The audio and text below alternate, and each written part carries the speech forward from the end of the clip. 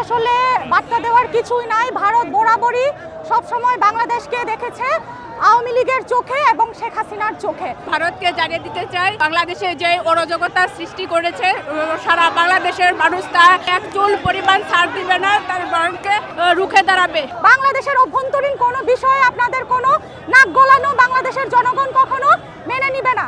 আমরা ভারতীয় হাই কমিশনে স্মারকলিপি জমা দেব এবং ভারতকে যে আমাদের বাংলাদেশ অভ্যন্তরীণ বিষয়ে এবং ইন্টারফেয়ার করছে এবং প্রপাগান্ডা ছড়াচ্ছে, বাংলাদেশকে যে অস্থিতিশীল পরিবেশ সৃষ্টি করতে চাচ্ছে, এর জন্য বলতেছি বাংলাদেশের অভ্যন্তরীণ বিষয়ে যদি নাক গলায় বা বাংলাদেশের অস্তিত্বের বিষয়ে আমরা বিন্দুমাত্র ছাড় দেব না। ভারতের উদ্দেশ্যে এখন আমাদের একটাই বার্তা, সেটা হচ্ছে আপনারা যদি বাংলাদেশকে যদি আপনাদের বন্ধু রাষ্ট্র হিসেবে আবারও আগের মতো দেখতে চান, তাহলে আপনাদের ভারতের বাংলাদেশে যে আধিপত্যবাদ, এই বিষয়টা আপনাদেরকে ভুলে যেতে হবে।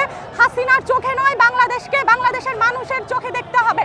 ভারত যে প্রপাগান্ডা ছড়াচ্ছে, ভারত যে ষড়যন্ত্র করতে চাচ্ছে, এই ষড়যন্ত্রের আমরা রুখে দেব ইনশাল্লাহ। ভারতীয় দূতাবাস ঘেরাও হবে, তার মূল কারণ আপনারা জানেন।